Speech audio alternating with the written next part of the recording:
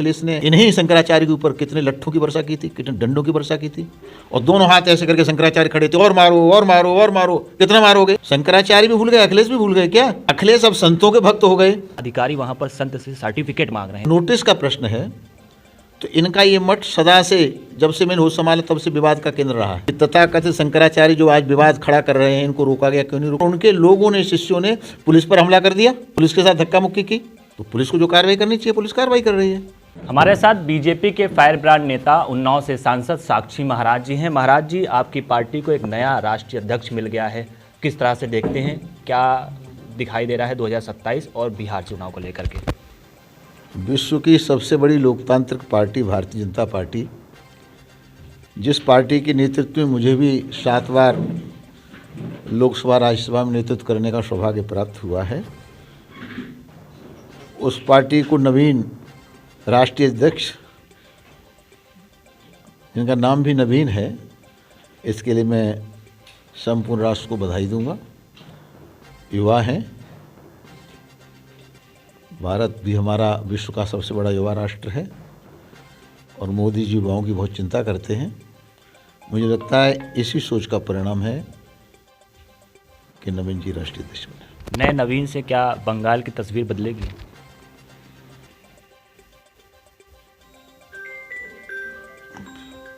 मैं अभी लगभग सप्ताह भर बंगाल रह के आया हूँ।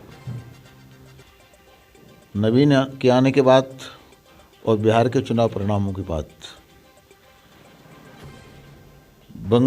पश्चिम बंगाल की जनता पर एक बहुत बड़ी छाप पड़ी है, और मैंने जितने लोगों से वहाँ बात की सभी कह रहे थे कि इस बार तो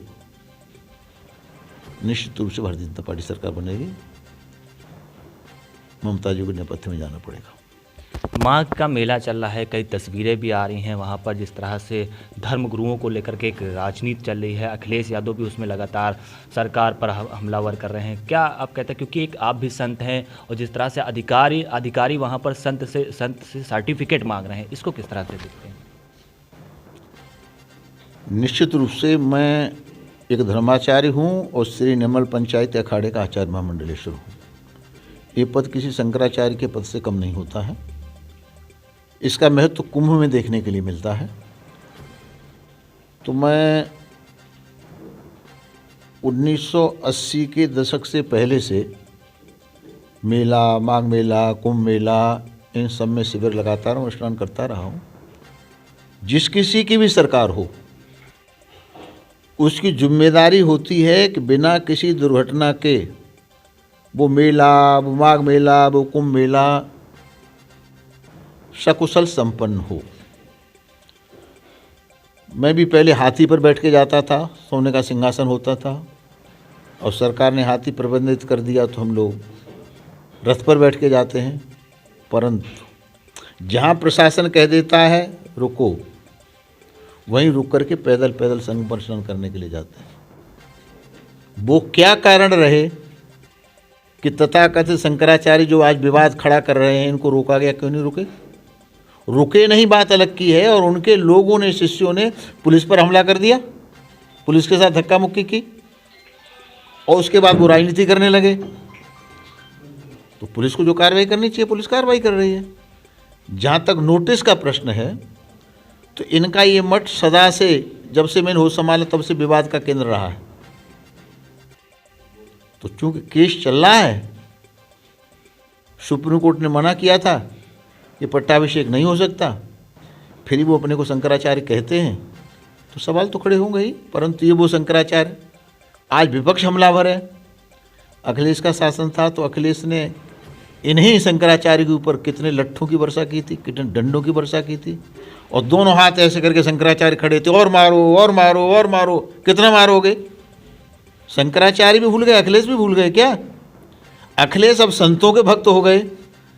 मैं आदरणीय अखिलेश जी से प्रश्न करूंगा, अयोध्या में संतों की छातियों को गोलियों से छलनी किसने कराया था? वो संतों का सम्मान नहीं था?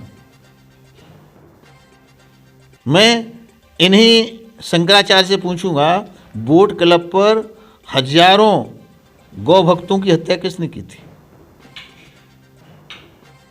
सिखों के परम पवित्र स्वर्ण मंदिर पर हमला किसने किया था, क्यों किया था? अखिलेश जी तब तो नहीं बोले। तो शासन की व्यवस्था पर, तब जब उत्तर प्रदेश का एक धर्माचार्य मुख्यमंत्री है, तो ये सब बातें गौड़ हैं, निशाना सरकार है, भाजपा है, और हिंदुत्व की जो आंधी आ गई है, विपक्ष किसी के कंधे पर बंदूक धर के चलाने का प्रयास कर रहा है, लेकिन जनता है, सब जानती है। आखिरी सवाल है, अखिलेश यादव कह रहे हैं कि भैया अगर आप पार्टी के हिसाब से, भाजपा के हिसाब से काम करेंगे तो सेफ रहेंगे, ना तो आपके घर ईडी और सीबीआई भेज दी जाएगी। भाजपा विश्व की सबसे बड़ी लोकतांत्रिक पार्टी है, और भाजपा का मतलब है तेरा वैभव अमर रहे, हम दिन चार रहे न रहे। हम लोग राष्ट्रवादी लोग हैं, हम राष्ट्र की बात करते हैं, भारतीय संविधान की बात करते हैं। हम वो नहीं हैं ये पत्रा न बही, और सोनिया गांधी जो कहते तो सही, पत्रा न बही, अखिलेश जो कहे तो सब सही, कोई संगठन उनके पास में क्या? इसलिए जो संविधान के दायरे में चलेगा, जो राष्ट्रवाद के दायरे में चलेगा, वो सही रहेगा। अगर कोई गड़बड़ करेगा तो कानून अपना काम करेगा। साक्षी महाराज क्या करेंगे, योगी जी क्या करेंगे, मोदी जी क्या करेंगे? मोदी जी योगी जो साक्षी महाराज डंडा लेके थोड़ी घूम रहे हैं।